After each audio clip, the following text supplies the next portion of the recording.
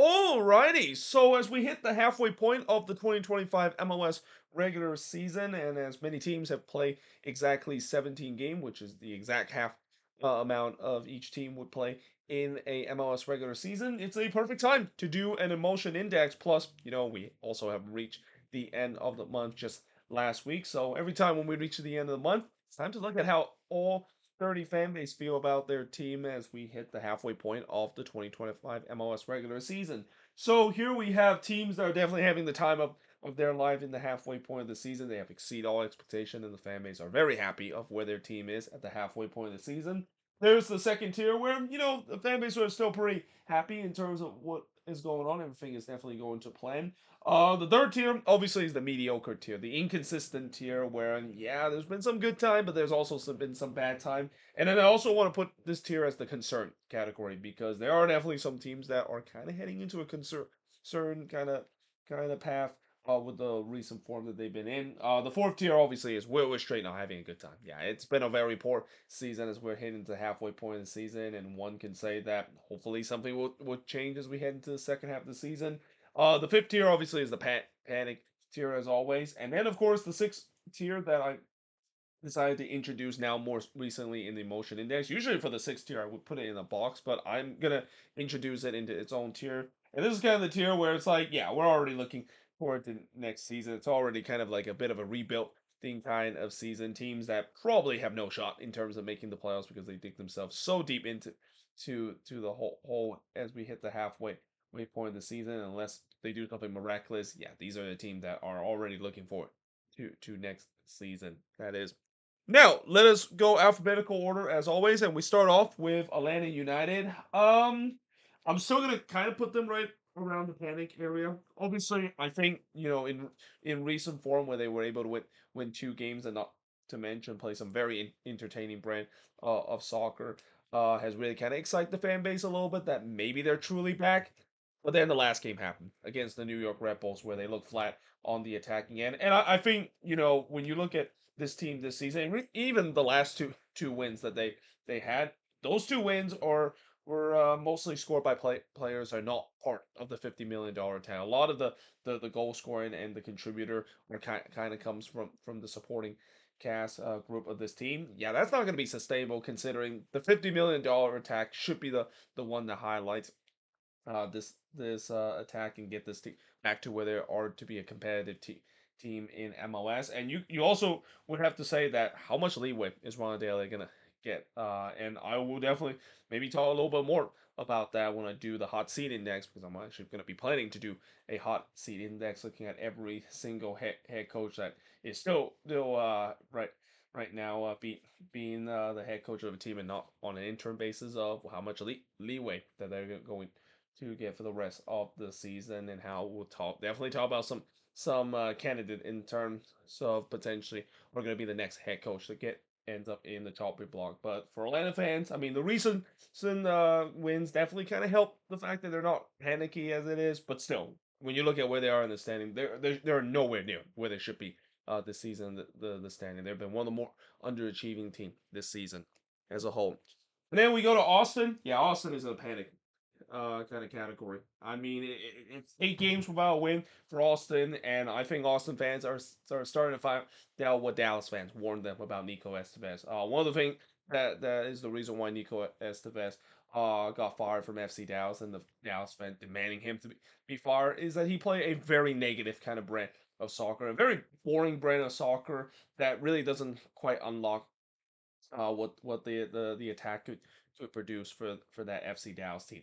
Well, now that he's joined with Austin and how Austin definitely reshaped their attack as well and spent a lot of money in terms of it, but none of those guys on the attack is doing very well. Notice how these two teams are kind of almost mirror each other. The fact that both of these teams spent a lot of money on the attack, and the fan base were excited that maybe there's some attacking brand of soccer coming this season, and it just have not been the case whatsoever. Though in the case of Atlanta, where I'm very shocked that that is the case because Ron Delia, even during his time with NYCFC when he got the talent, he's able to get the best out of the team. I'm not surprised about Nico Espes. It just didn't look like it was a good hiring in the first place, especially when he's more of defensive kind of head coach. And for a team that want to be more attacking minded, it kind of doesn't make sense the fact that they decided to do that.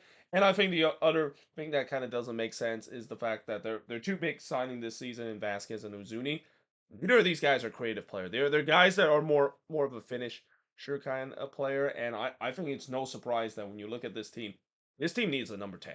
Like if they're going to get the best out of Uzuni and Vasquez, they need to have a guy that actually produce the goals because so far there really isn't anybody that is able to give them the goal. And sure, you can definitely argue that they probably could have been better in terms of their finishing. In the case of Vasquez, that is definitely a big thing on him where this season he just have been pretty poor in terms of finishing when he is given the chances. But the bottom line is when it look at the numbers that is, and when you look at how they play, yes, some might blame the negative style that Nico Estes run is kind of the reason why they play in this boring brand of soccer. But it also kind of doesn't help the fact that they just don't have a number 10 and a creative player that would able to get the chances to their two dangerous player in Uzuni and Vasquez to score the goals that they need to. Then we look at Charlotte FC. For Charlotte, I think they're kind of right up here where I'm pretty sure Charlotte fans are still we're straight not having a good time. I mean, I would say that if it wasn't for the two wins that they've got in the last free game, they would have been right up here in terms of the panic category. I mean, it is hard to believe that just about a month ago, Charlotte fans are probably right up there where they're having the time of their life. They're definitely becoming not just coming from a dark horse team last season, but to be a legit contender in the Eastern Conference, and how things have just kind of fallen apart in a month. Like a 5 game losing streak, of course, can do that to you, and it got so bad to a point where Charlotte was basically just above the red line. Like they went from first place in the Eastern Conference to all the way they fall down to near the spot where they're just above the playoff line. That's how quick things can change in this league. And for the Charlotte team, it's hard to believe that the biggest problem for this team is not really just the attacking thing. I thought the attack so far has been okay for the most part. Yes, it could be better under Dean Smith team, but what this Charlotte team is always built on to be very good, and especially what Dean Smith team builds to be good, is that they're supposed to be very good defensively and very stifle defensively. That has not been the case during this losing run. They have been leaking goals left and right, and I'm not surprised the fact that with the way that they haven't been great defensively at all, and not to mention last year goalkeeper of the year Christian Kalina kind of looked like a shell of his old self with making some mistake that you would never thought he made last season when he won the goalkeeper of the year. It's no surprise how much of a fall off that Shard has in the span of just 1 month. But like I said, the recent form where they were to win two out of their last 3 games, maybe this is a turnaround it is, and especially with the attack that seems to perform relatively well doing both of those win. Maybe the attack can carry the problem that defensively that they have so far because it's hard to believe how bad defensively this season considered this was literally a top 5 defense and really just a top 3 defense in general. Like they were tied with the Seattle Sounder with the best defensive record last season. Then we look at FC Cincinnati. Or actually, before we look at FC Cincinnati, we're gonna look at Chicago because looking at the list in terms of alphabetical order, and I actually skipped Chicago there. So for Chicago, yeah, I'm gonna say it's gonna be right there. Now the standings won't say it. I'd actually look at the standings. I'm actually kind of shocked to see the Fire are currently in 11th place right now. And yes, the Fire still have these kind of moments that some of the fan base will say, yeah, there's still these kind of moments where they gone back to old Fire, a team that find boneheaded ways to lose games. I mean, a great example of it is the game against NYCFC where they were looking very good for the first 25 minutes, and then Gutierrez decided to inexplicably get himself sent off by swinging his arm for an opponent for no reason whatsoever.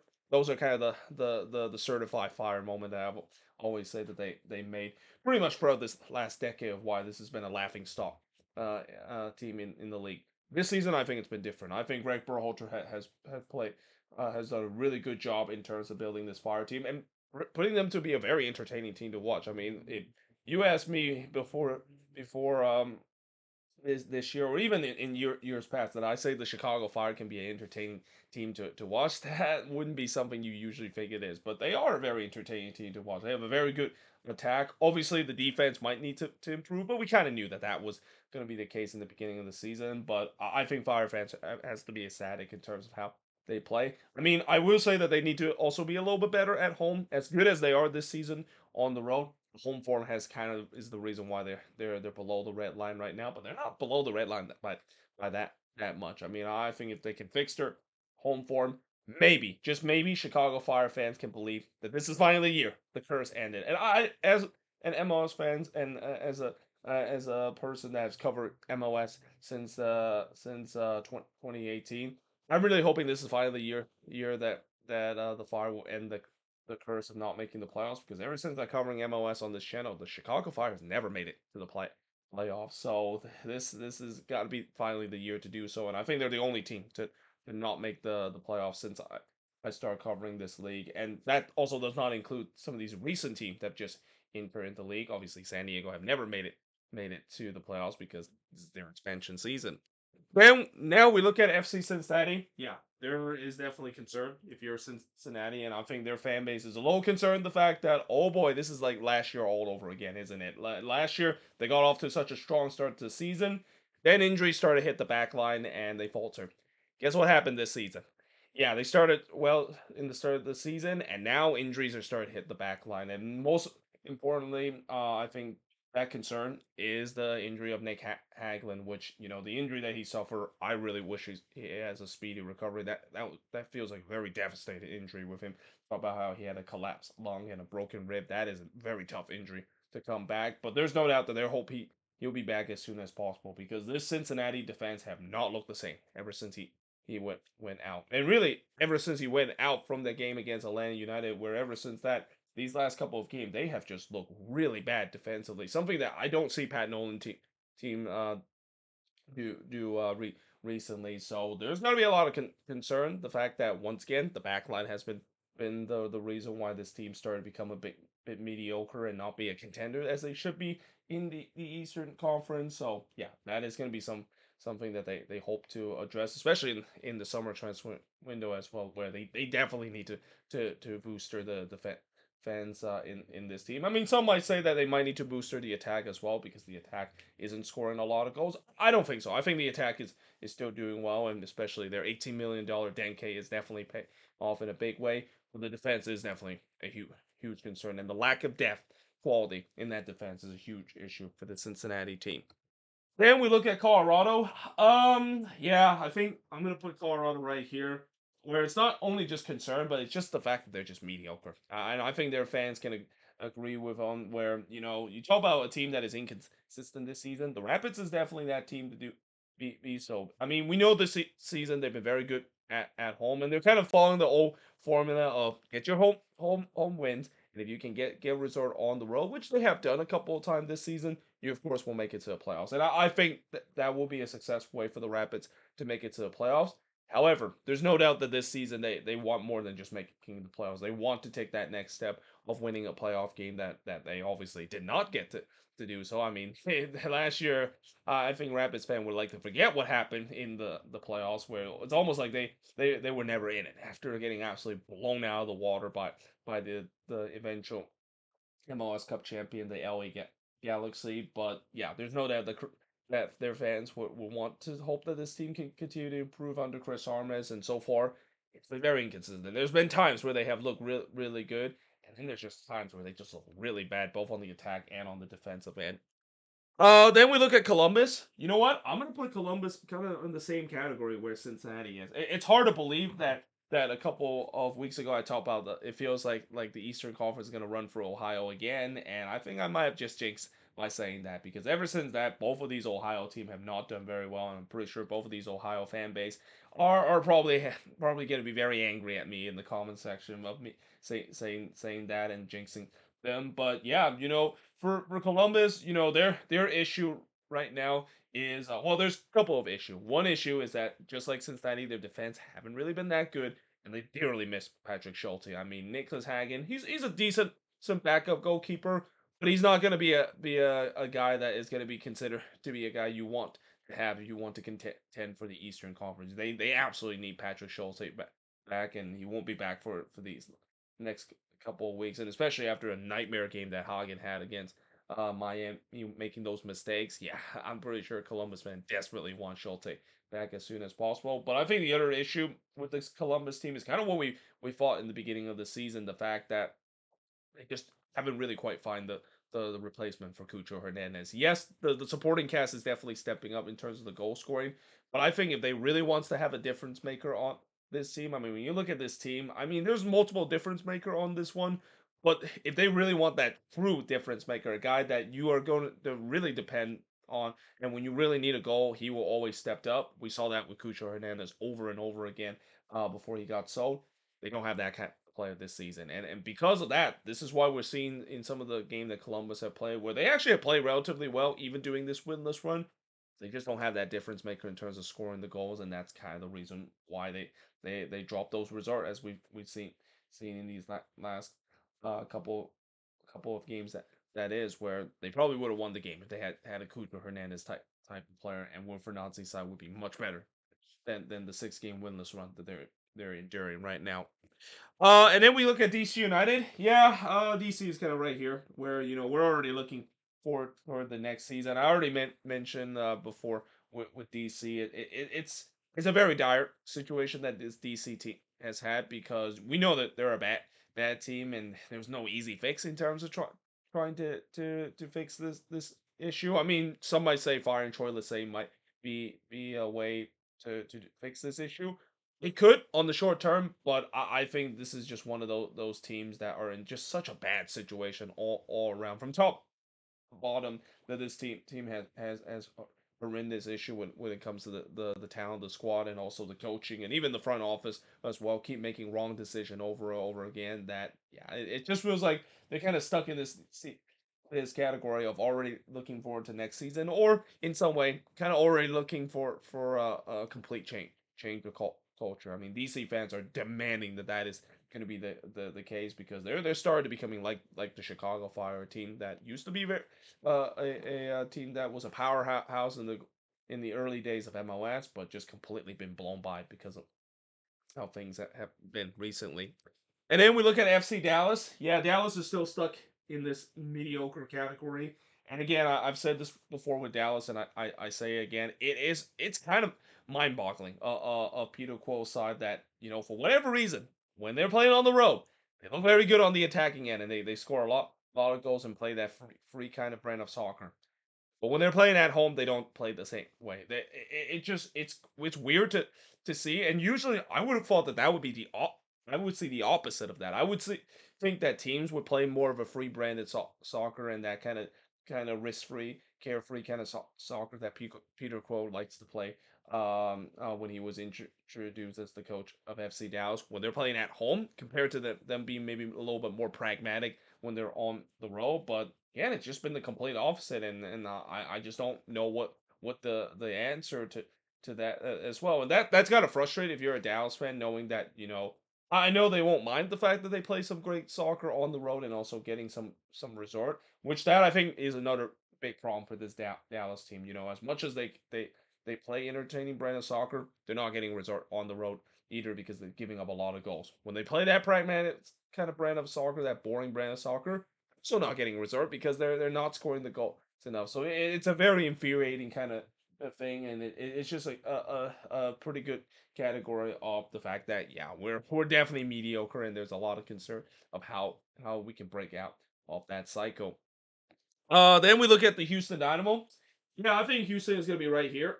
And even with their recent loss against Sporting KC, where I thought that was a game where Houston was the better team against Sporting KC, and they were very unlucky not to get a resort because John Polskamp continued to have really just a renaissance kind of season for Sporting KC, and one of the reasons where I'll get to talk about Sporting KC in just a bit of where they end up in the emotion index. But yeah, you got to give a lot of credit to Ben team, a team that they got off to just such a terrible start this season, almost like they're kind of treading water with the lack of signings and the incomplete roster that they have. But recently, he's done a really good job to get every ounce of this roster possible, and now all of a sudden they found themselves back in a pretty good spot where they're definitely in playoff contention kind of territory. They're right there near the bubble in terms of being above the red line. Now, obviously, Dynamo fans will pray the fact that the front office would actually spend money, which again, under this new ownership and under this new front office, that is, they have definitely spent more money, but hasn't really been the case, at least in the winter transfer window. It's been the summer that's when they really spent the money, and they're hoping that that might be the case again for this summer because they desperately need some reinforcement heading into the summer. If this is going to be a team that is going to get back to where it was a couple of years making it to the Western Conference Final, this is a team that needs some desperate reinforcement for Van Olsen to get this team even better than where they are right now in the standings. Then we look at Sporting KC, and speaking of which, yeah, I'm gonna put Sporting KC here as well. And again, the resort are not showing it, but I do think that Sporting KC is playing much better there now that ever since Peter Remise finally had his long tumultuous tenure with Sporting KC finally come to an end. And I don't think that's a big surprise. You knew this was going to happen, not only with the new interim head coach Booz, but just a change of voice has really kind of been a huge breath of fresh air to this roster. And I'm pretty sure it's the same for Sporting KC fans as well. I'm pretty sure if you talk to any Sporting KC fan, it feels like it's a relief. These last couple of weeks, and really these last month or two, ever since the Peter Remise era comes to an abrupt end, that this team definitely is much more enjoyable to watch, and there's much more or less frustration that they have to talk about their team. Yes, I will say that some fans that might even say that they still need to fix the defensive issue of this team, but we knew that this was going to be the case in the beginning of the season. I don't think this is going to be a simple fix. The fact that this team is playing some entertaining brand of soccer, and especially that attack, both Joveljic has finally started to get going, almost like started to go on the goal scoring form that he was with the Galaxy, and even Garcia has done a pretty good job chipping in with the assist of this team. All of a sudden, if they can just figure out their defensive woes, which I'm pretty sure in the summer they'll probably try to fix that. They're a team that can get themselves back in contender sooner than what we thought that they should be. And again, the firing of Peter Remise, that one it's completely understandable. It was so long overdue, and and that I just kind of had a feeling this might be finally the year to do so. And look what happened when it finally happened, and look how different now Sporting KC is in general. Then we look at the LA Galaxy. This is a really tough one because they finally got their first win of the season. I mean, it finally ended this just absolute tumultuous torture that the Galaxy fans have to endure in these 16 games, especially the month of May as well. I mean, when you look at the month of May in general, it's just been probably the worst month that I think any fan base had to endure, with all the heartbreaking losses and also just the record breaking stuff that they encountered throughout this month as well, in the wrong reason of becoming the first MLS team to concede zero shot to their opposition and still lose the game.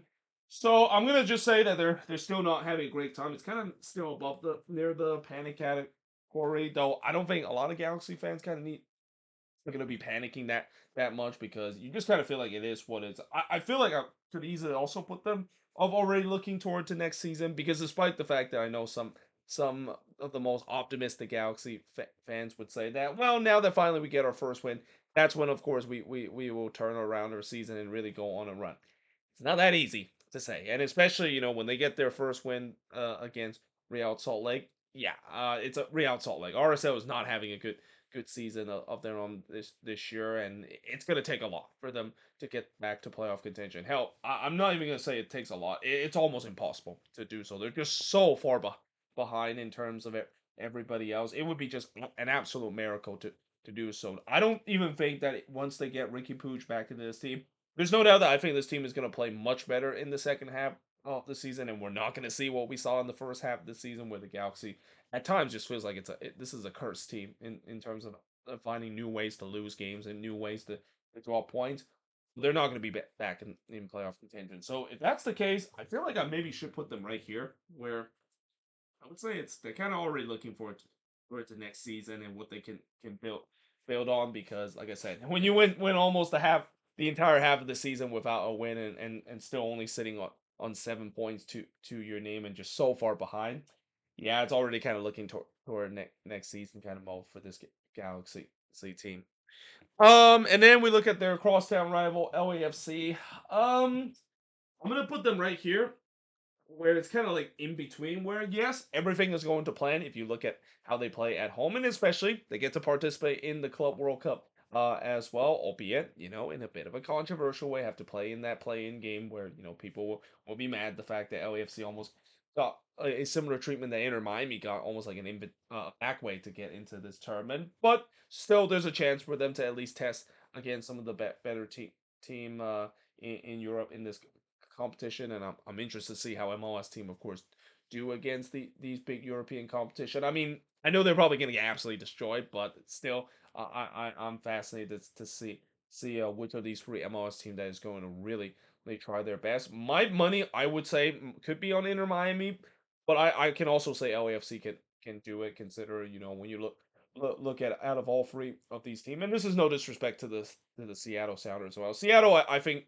the reason why I'm kind of a little bit low on them is that they literally are in the toughest group out of anybody. Like they literally have to face against the likes of Atletico Madrid, Botafogo, and oh, by the way, that team called Paris Saint Germain, that team that just won the Champions League against Inter Milan 5-0 just a couple of days ago. Yeah, they're in that group as well. So yeah, it could be tough for the Sounders to do anything. If anything, it would be pretty much almost a miracle if they can get themselves a point or even a win out of that group. But the other two teams, with Miami, they themselves could be in a tough group. If they can maybe fix that defensive issue, and maybe the GOAT himself and his friends can do what they did in the last couple of games, maybe things would go. But for LAFC, when you look at the group that they're in, they got Chelsea, Tunis, and Palmeiras. That is, those are definitely some of those teams are definitely winnable. You got to say, and especially they're playing at home. We know that this team is very good. The problem is they're playing on the road in terms of these Club World Cup. They're not going to be playing a single home game at BMO Stadium. I'm kind of surprised that they don't even move some of the games to the LA area, since that's where LAFC is based. But I guess they already set the venue itself, so yeah, that's why they have to play it in some of these East Coast city. But yeah, for this LAFC team, we know that they are a really good team at times, but the roll form is a big concern. You got to say for this LAFC team, they just don't form well, not the same way that they do compared to them playing at home. If they want to once again be a contender in the Western Conference, they got to figure that out sooner or later. Now, look at Miami. I'm gonna put them kind of or almost in the same category as LAFC, where yeah, early on I would say that if I did this emotion index just a couple weeks ago, they're in the panic area because of how much that everything is just falling apart for this team. The defense is falling apart. The Messi and friends seems like they're completely washed. Javier Mascherano has kind of been exposed as a fraud, losing these games time and time again. Now I'm not saying that defense have been fixed whatsoever. In fact, the defense kind of feels like it's still the same. It still does not look really good whatsoever. But if there's one thing that maybe is a saving grace for Inter Miami is that the high end talent is definitely bailing them out. Messi, seeing friends and stuff are going hyper mode. Especially, it feels like all of a sudden Messi in these last couple of games just kind of might have drank some fountain of youth, and all of a sudden come back to MVP form compared to what we saw during that bad run of form where he was also doesn't seem like he is his old self. And also, let not to mention about Luis Suarez as well, a guy that really struggled this season. These last three games, he must have drank a fountain of youth himself because he has kind of looked the same of his old self. So again, I think Miami fans are happy that they can be back where they are, but we'll see whether that will carry into the Club World Cup because I think out of all three of these teams that has the higher expectation to do well, I think Inter Miami has to do so, especially with the talent that they have. They definitely have the most talent, at least on the attacking end, compared to the three teams that I mentioned that is in this competition. But at the same time, that defensive problems that these last couple of games, it still feels kind of poor in terms of how bad defenses they are, especially in terms of set pieces as well. They are one of the worst team, if not the worst team this season when it comes to defending set pieces. That could be a concern for this or for this Inter Miami team going forward. Then we look at Minnesota, and I finally get a chance to put a team right up here. So I haven't put a lot of team up here because they're kind of like right around this category of everything seems to go to plan. But yeah, for Minnesota, I think they're definitely having the time of our lives because this Minnesota team. I mean, they continue to defy what people will say. The fact that yeah, people say that this counter-attacking style of play that Eric Ramsey run is not going to always work out. And yes, while there's been times where teams have figured out a way to play against this Minnesota team and let them have more of the ball, and that I do still have some concern, the fact that when they are going to have to face teams that they have to have the ball and trying to break things down, there is still that kind of concern, which is kind of the reason why I think in the summer they might be looking in the transfer market in terms of boosting that midfield, and especially a midfielder that can be a person that can hold on to the ball more often than just them heavily rely on transitional attack over and over again.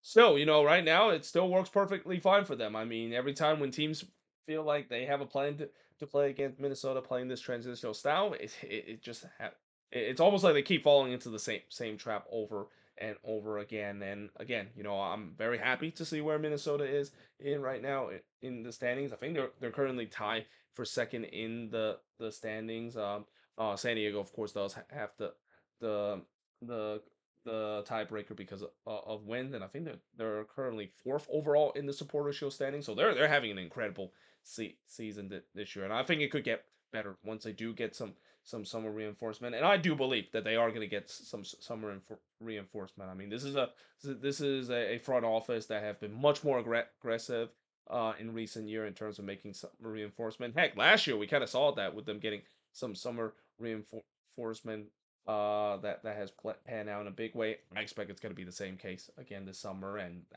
we could definitely be talking. Dare I say, an MLS Cup contender. I don't want to really get to just talk about that mainly because I really want to enjoy the Loons continue to have this good run of form, and that I'm kind of reluctant to say that they're really an MLS Cup contender, but I think the way that they've been playing the first half of the season, you got to say that they're definitely going to be a contender in the West at the very least, and a team that could be definitely one that if you thought last season that they were a dark horse to make it to the MLS Cup this year, I think they're definitely graduated themselves to be a contender in the Western Conference, even though I'm necessarily don't always want to get into that category just yet. Now, looking at Montreal, they're right here, and there's not really much I have to say about Montreal. It's the same situation that they found themselves in, as I said about DC. There's problem up and down with this team, both the ownership group, the front office, the players, and the coaching and all sorts of thing. And even with them letting go Laurent Courtois, no surprise that things haven't really kind of gone better because I really don't think Laurent Courtois is the real issue of this team. We know what's the real issue with this team, with the front office, and is especially the ownership being very cheap in terms of their signings and not making improvement. And look what happened in terms of how that is when you become super cheap in terms of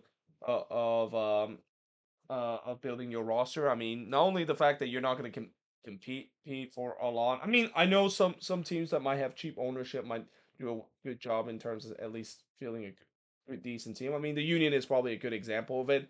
But there's being cheap, and then there's just not even trying and being almost penny pinching level of cheapness, which is where this Montreal team is in right now. So as a result, it's kind of like already not only look toward next season, but again, the same with the DC. I think the fan base of Montreal are really demanding for some real changes, and especially maybe even demanding Saputo to finally sell the team. I mean, I talk about many times with the Quakes demanding Fisher to sell the team, and if it wasn't for John Fisher, Joey Saputo might be the worst owner right now in MLS, and maybe right equal amount in terms of being the worst owner right now in MLS. Then we look at Nashville. Yeah, Nashville is definitely right here. I mean, they definitely having the time of their lives, and a team that in the beginning of the season, I talked about Nashville kind of being in this category of being kind of a very unpredictable team under BJ Cowhan, where at times they can play good, and then at times they just look really poor. Nowadays, they're playing not only pretty well, but are rising up the standings. BJ Callahan has done a great job in terms of revolutionizing this team in terms of being more of a possession kind of team than previous natural team that we've seen. And also, it's no surprise that when you have Hani Mukhtar that is having a revitalized year. I mean, this is probably the best year that he has had since that MVP campaign that he had in 2022. And you have Sam Surridge that is finally starting to have a breakout season and exactly what the DP number 9 that they bought him in the first place. And you have that dynamic duel. And the fact that the defense is once again back to being rock solid, it is no surprise that Nashville is having an incredible resurgence. And I said this before. Once BJ Callahan does get his philosophy and there's a buy-in to this team, which I think there's clearly a buy-in from the team, there's no surprise that they're doing very well, and the fan base are definitely having a time of their life seeing how good Nashville has played this season. And then we look at New England. Yeah, I think New England is going to be right here. Yes, they're not necessarily rising as high as I thought they should be in the standings, and maybe that's partially due to the fact that they have dropped points doing this unbeaten run. But hey, they're still unbeaten for ever since there was real talk that Caleb Porter was going to be fired back in April. And like I said, for New England, I think the reason why the Revs are starting to play much better is that finally the signings that they made and the makeover that they made this season has finally paid off. It feels like there's finally a buy-in into Caleb Porter system. And well, yeah, unlike Nashville, where Nashville plays a very entertaining brand of soccer, New England is kind of the opposite. New England is a very dogmatic kind of team. They're also a team that is one of the best defensive team in the league. They don't concede a lot of goals this season. And while that's not fun to watch for most fans, that's good enough in terms of winning games. I mean, we've seen this team win games and able to grind out resort. And sometimes, there's in terms of being trying to be successful or get yourself out of the gutter after a poor start of the season, you need to kind of play that kind of brand of style. I mean, I don't think New England fans are complaining about Caleb Porter in terms of this negative brand of soccer if it's bringing resort, because at the end of the day, resort is what it matters. It doesn't matter how pretty it has to be. If it's bringing resort, fans are gonna love it, and fans are going to hope that it can continue into this incredible resurgence that this New England team has gone in this last month and a half. Then we look at the New York Red Bulls. I would say the Red Bulls are started getting higher. They're starting to get some resort on the road, not as much as I think that they still are. They're still very good this season at Red Bull Arena, but I think recently they definitely play much better, especially the attack as well. I think it's no surprise that the Red Bulls are playing much better recently, is because the attack has finally got going. I mean, Eric's Maxine Choupo-Moting has really started to look like the DP player that he is, and we'll see how his form will continue. And even Emil Forsberg has done very well as well, and most importantly, staying healthy as well. That's been one of the problems for him. And I will of course go back to what I said before with the Red Bulls.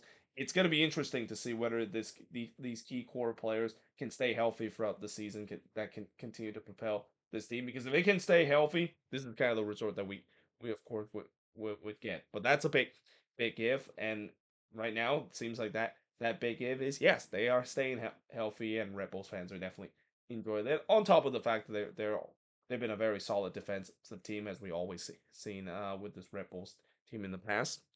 Then we look at their intercity rival NYCFC. Yeah, they're definitely not having a great time right now. It's hard to believe that in that big Hudson River derby where the Red Bulls lost that, it looks like the Red Bulls were heading to the opposite direction. It's been kind of the opposite. They've actually been in a pretty good heading into a pretty good direction, whereas NYCFC is kind of heading the wrong direction in a way where what's kind of frustrated about NYCFC of not having a good time is the fact that they're just so inconsistent this season. Like one, and they can look like a world beater against a really good team and pull off good result both now at home and even at times on the road as well, as what we saw with them getting a 2-2 draw against Nashville and look really decent, and basically held their own.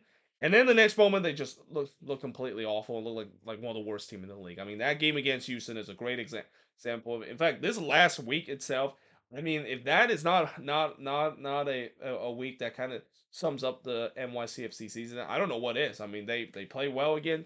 Chicago held down one of the hottest road team to losing their games and getting all 3 points, and then immediately 3 days later playing at home against a Dynamo team that was basically playing backups And yeah, they still lost that one and looked flat for the whole game. And then against Nashville, it was kind of almost like we saw the two version of NYCFC, the bad and good version. We saw the bad version in the first half when they were down 2-0, and then we saw the good version in the second half as well.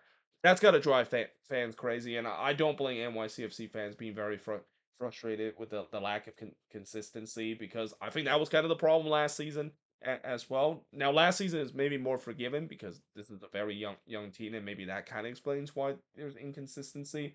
But you would expect these young players maybe grow into that and maybe we'll take the next step of finding that consistency, and it's just been kind of the complete opposite.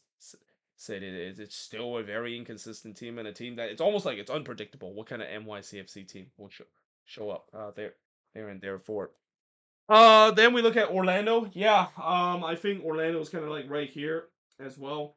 I mean, who would have thought that after that 3-0 win that they had against Inter Miami, that they pretty much hit the peak after that? Because ever since then, it's been kind of gone downhill ever since that. And the road form is still continue to be a problem for this Orlando City side. Besides that 3-0 win that they had against Miami, that is easily their best road win this season. They haven't really looked well on the road under Oscar.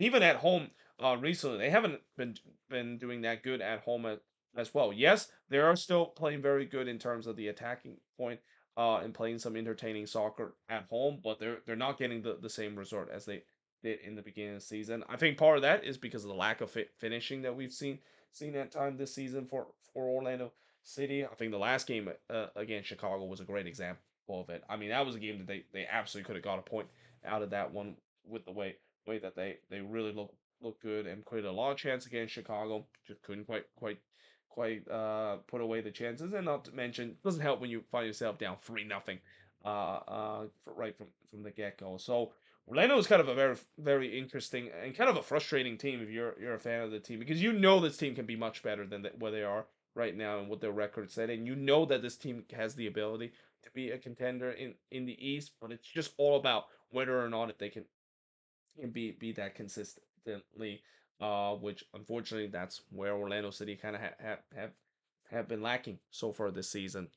Then we look at the Philadelphia Union. I think Philly fans are still going to be happy about where their team is, although I will say that there's been at times this season where this team kind of been a little bit up and down depending on the form. Recently, they've been kind of more been on the up, but there's been that down turn of form that they had. I think around late April, that is when they started to lose games and started to look like the new head coach boost of Bradley Carnell has weared off. But then they bounced themselves back up and picked themselves the first spot in the Eastern Conference, and I believe they're still in first right now in the Eastern Conference. But the last game against Dallas, that's maybe is the one that is a little concern. And really, I think these last two games might be some concern if you're Union fans, where the attack just finishing was a big problem of this team, and not to mention them also getting caught out at times on the defensive end in both of the game that we saw between Toronto and Dallas as well. Dallas actually had some chances, albeit on a limited basis, that they could have capitalized. But yeah, for the Union, they're still playing relatively well, but you just kind of had a sense maybe cracks are starting to show a little bit of this team, and maybe they're starting to once again show a little bit of a dip of form the way that they've been playing in these last couple of games. Then we look at the Portland Timbers. Yeah, I think everything is still going to plan. And I got to applaud Phil Neville, the fact that we're not seeing the usual thing that we usually see about Phil Neville side, where when things are going well, yeah, things are going well. But when things are going bad, oh, you better believe things are going bad. We're not seeing it this season. They actually have been pretty good and have been doing a good job in terms of responding after the little poor run of form that they have, which is something we don't usually see Phil Neville team does, at least after maybe one or two games. It might take like 5 or 6 games before things are going to go well, and it's just kind of like a coaster ride. And as a result, I think Timbers fans are probably going to be happy of how things have gone this season, and that it feels like they're right where they were hoping that they should be so far this season. Then we look at RSL. Yeah, RSL fans are should I say they're in the panic category? I think it's kind of almost. I mean, I would say they're in the panic because of the fact that they haven't found that number 9 that this front office is promising, and especially they're kind of in that panic stage of the fact that they're going to be under new ownership soon because there's rumors that the current ownership might be selling to another ownership group, and that there's that concern about, every time when you have a change of ownership group, especially the previous ownership group has done a good job building this RSL team that I've seen. You just wonder with the next ownership group, is it going to be any better, or is it going to be just kind of like what we saw with the ownership group of Dale Hansen, which was a very bad ownership group for that team, and that, yeah, I mean, they're kind of in that panic stage. I mean, they just lost to the team that have not won a single game heading into this season. I mean, that alone should raise a lot of alarm bells and some panic. The fact that you literally just lost to the worst team in the league, and you just handed the LA Galaxy finally their first win of the season. So yeah, it's looking doom and gloom for this RSL team. And I don't know if them making the signings in the summer is going to fix, or even bring that number 9 is going to fix a lot of issue. I mean, yes, that will definitely maybe fix some issue, at least on the attacking end, but defensively they're not that good either. They have regressed really on the defensive end. And if it wasn't for Rafael Cabral, who has been very flying under the radar season, he's been actually really decent this year. If it wasn't for him, this team probably would have been even worse than where they are right now, especially in the goal concede department. Then we look at San Diego FC. Yeah, San Diego is right here. They're definitely happy in terms of how and why not? I mean, this is on point to be probably the best ever expansion team we have ever seen in terms of points total. And yeah, San Diego is just kind of keep chipping away every single game, continue to play well under Mikey Veras. And I think in some way the reason why they've been playing much better recently and after that big bad run of form, I think Mikey Veras has done a good job in terms of evolving his tactics. That was kind of the thing that I think was going to be a big microscope. The fact that can he evolve the tactics and make it a much different, because we saw that was kind of the problem with St. Louis, despite their record-breaking season, where they were kind of started getting found out a little bit in the second half of the season. I don't really see that with the San Diego team. I think this is going to continue to be a very good team, and a team that again could definitely challenge the first spot in the West. I mean, I say that, I know Vancouver basically owns that spot, but we'll get to talk about Vancouver in just a bit, of the fact that maybe there might be some concern. You got to say about this Vancouver team going forward, after what happened on Sunday, that is. But anyway, moving on into the next team, we got the San Jose Earthquakes. Yeah, they're right here. It's been kind of just one of those, not only just a mediocre season, but just almost at times a very frustrating kind of season for the San Jose Earthquakes. I mean, it's really hard to figure out how this team at times. The fact that I know this team can be better than what they are right now, and especially it is hard to believe that you don't usually hear me say that a team that have the one of the best goal scoring record in the league, that I would still say that they could be much better, and it still kind of frustrates me that they could be much better on the attack. But here we are. That's when you look at the numbers, they could be the best goal scoring team, and it's not even going to be close if they are able to match those XG number that they perform, at least come close to it. But because of them not doing so, and because there's been just so many games this season, I've seen them drop points, mainly because of not finishing chances, and also defensively, we knew that was going to be a problem with this team. Oh my goodness, I really hope they find ways to address that in the summer, and also even the goalkeeping situation. I mean, no, Edward Jr., I know he had an incredible game against the Galaxy. That was probably the best game that he has, but he's a backup goalkeeper for a reason. He is nowhere near to be the guy that I would expect to get this team to continue to do relatively well. And I might be maybe a little reading this a little bit too negatively as a Quakes fan, but even doing this unbeaten run that they gone through, and even though I know they're actually not doing as bad as I make it sound like it, I just feel like this team could be much better. This team could be much more better in terms of how they look throughout the season. And I guess we'll see whether or not Bruce Arena can figure that out as the season goes along, and especially if there's going to be some reinforcement, and that's a big if, because yeah, I don't really trust this front office and this ownership group in terms of bringing reinforcement, unless if Bruce Arena is going to demand them to do so, as we've seen in the offseason. Now, I don't know if they will bring the right reinforcement to fix this issue of a team that, again, I think this team could definitely be a contender in the West and actually win a playoff game or two if they can just get the balance right, both on the attacking end and also in the defensive end as well. Then we look at Seattle. I think Seattle is everything is still going to plan. Yes, they did lose against Minnesota, and that was actually the first loss they suffer at home. I actually was not aware that Minnesota was the first team to hand Seattle their first loss at home. They were the last team to be unbeaten at home this season. Just to show you how Lumenfield is a play that for a long time Lumenfield has always been a tough place to get points. You'll be very lucky to get all 3 points, and it feels like it's kind of the case once again this season. And I will say that the Sounders, they desperately hope that Jordan Morris is going to be back in this team as soon as possible. I think it will really help out the attack compared to what they're doing right now, which is they're kind of putting some makeshift kind of pieces, but these makeshift pieces actually has yielded pretty good success, albeit I wouldn't say complete success, but again, this is kind of just like what we see with all the Sounders team under Brian Schmetzer. This team might not play some of the most prettiest soccer possible.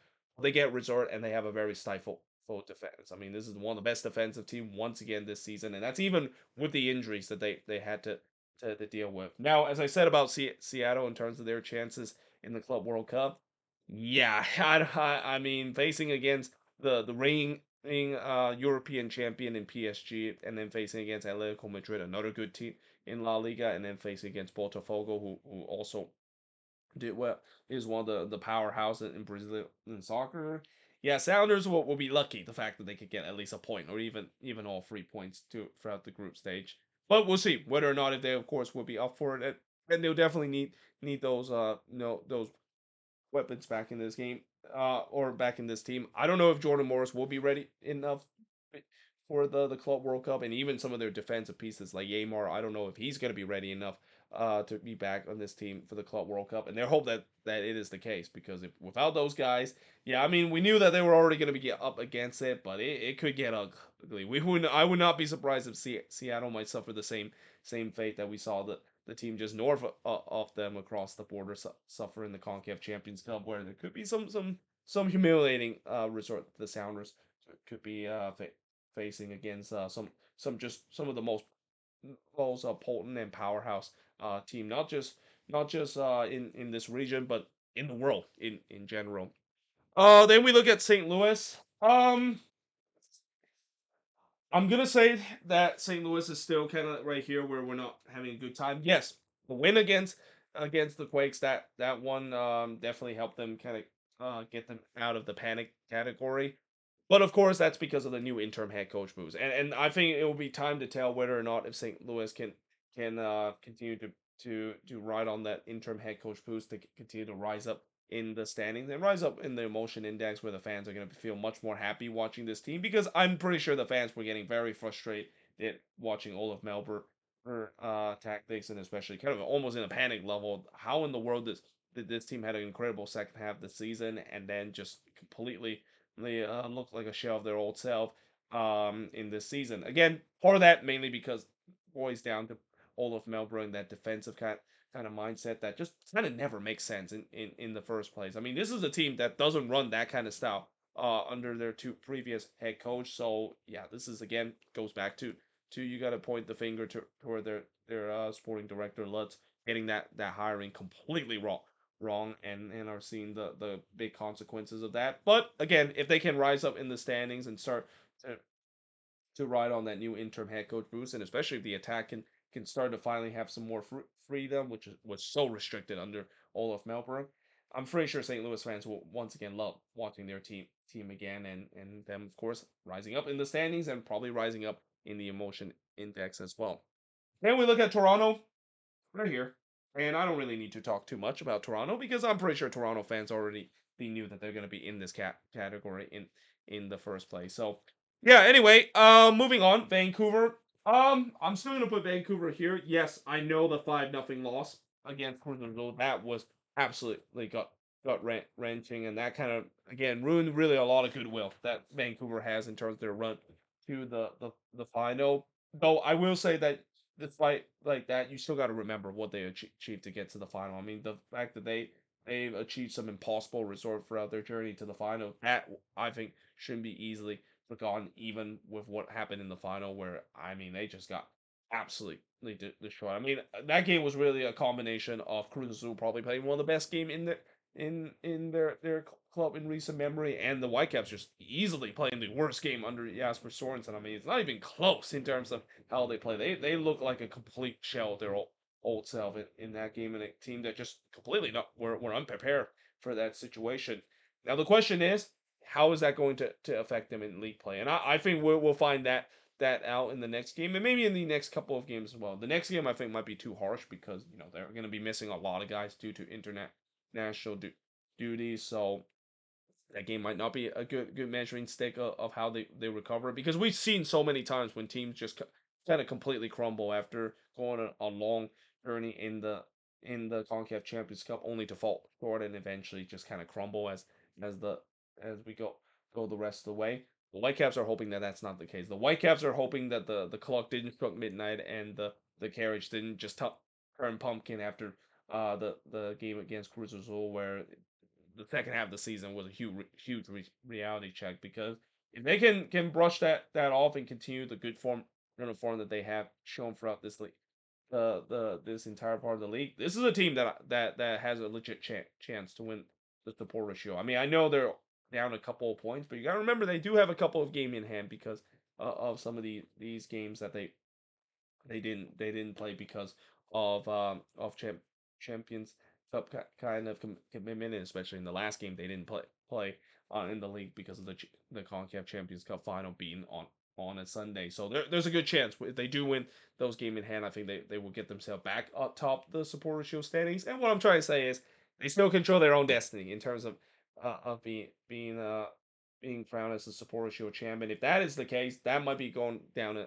as one of the biggest surprises, not the biggest surprise we've seen in recent memory. Who would have thought that that would be the case for Jasper Sorensen's side? And again, speaking of Jasper Sorensen, I still pit him as my coach of the year candidate. In fact, if I was going to do a half season kind of award, and you asked me who's going to be the coach of the year, it's got to be Jasper Sorensen. I mean, it's no debate in terms of, yes, there are some coaches that are done a really good job. Mikey Veras, of course, is an example of that, and even Eric Ramsey has done a great job, and maybe even Bradley Carnell as well done a great job to really continue this Union team to be back where they belong, near the top of the Eastern Conference. But nothing compared to what Jasper Sorensen has done, especially with the squad that he has.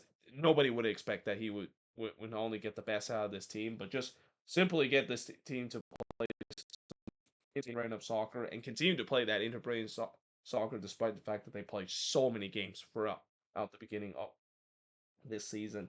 But there you have it. That is pretty much it for the emotion index. As always, let me know in the comments below, what do you think of this emotion index? And if I put some team a little bit too high in the emotion index, let me know in the comments below. Or if I put some team a little bit too low, let me know in the comments below as always. But until then, hope you guys enjoyed this video. If you do, make sure you guys leave a like, smash the subscribe button, and yeah, I of course will see you guys next time.